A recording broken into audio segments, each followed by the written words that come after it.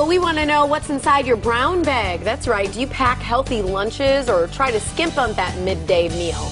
Well, you may have your brown bag lunch all wrong because bigger is better. I know, it's fascinating. Holistic nutritionist Maria Vial is here with some tips and tricks to packing the best lunch ever. And you got some surprising things here, so I hope people are paying attention. Yeah. Starting with which bag is better. And most people, especially if they're weight conscious or they're trying to be healthy, are going to say the smaller bag is way better than the big, almost grocery style bag. But you say, bigger's better. Absolutely. The midday meal is when your digestive tract is strongest. And if you think about it, a lot of people skimp on it. They'll either pack really measly lunches, little yogurt, carrot little sticks, side salad, or they'll work through it and they'll completely miss lunch. Well, that only sets you up for afternoon grazing, having sugar cravings, and eating more later in the day when your metabolism slows down.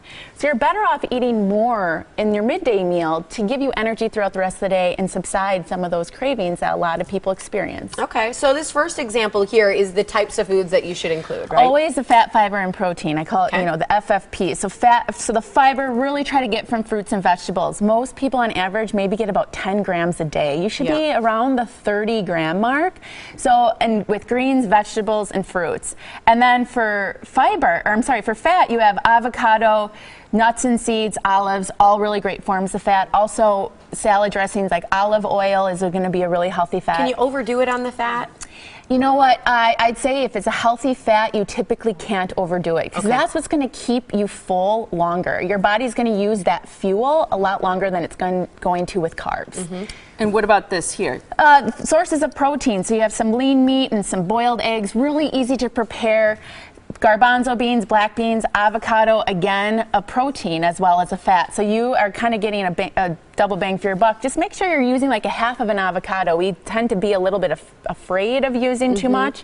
It's a great source of fat and protein. Well, and a friend of mine posted on Facebook colored containers for their fruits and vegetables, protein, and healthy fats, and it's exactly what you said. But sometimes if you use a container, then you don't have to measure and all that stuff. You know you're having the right amount of protein, the right amount of fiber, and fruits and vegetables and healthy fats. This, I think, is a great tip, too, because you're saying change your Tupperware. Don't put just a few greens, mix greens in a Tupperware and then load it up with other stuff. Absolutely. Pack it full. Use a bigger container. Yeah, and I brought this as a visual for a container, but you can even just buy this and have this be your container for lunch. Open it up. This whole I've thing never of eaten a whole one of those. Yeah, this right here is like how much vegetables you should be having with your lunch. No way! Yeah, so I don't do that. Look at everybody, they're like, really? Yeah. Well, and here's the thing, and one of my clients calls it accidentally delicious. If you have this as your base, and let's say you toss in some leftovers from a meal, some of these, you just are choosing foods that you know you like, and you throw it on top of here,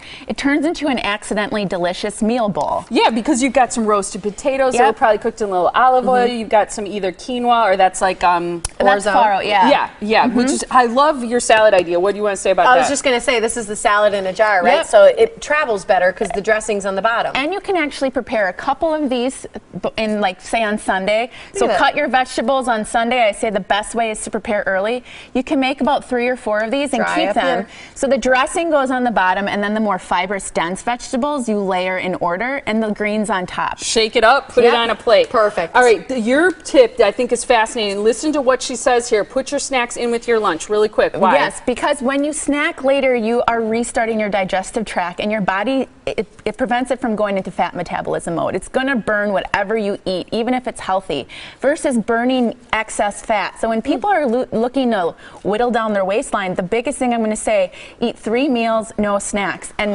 to bump up that midday meal in size, take whatever it is you usually do for a snack, like say ants on a log or a handful of almonds, eat that with your lunch. It's fascinating. Here's the information for Maria so you can contact her. She's got a great site, mariavial.com.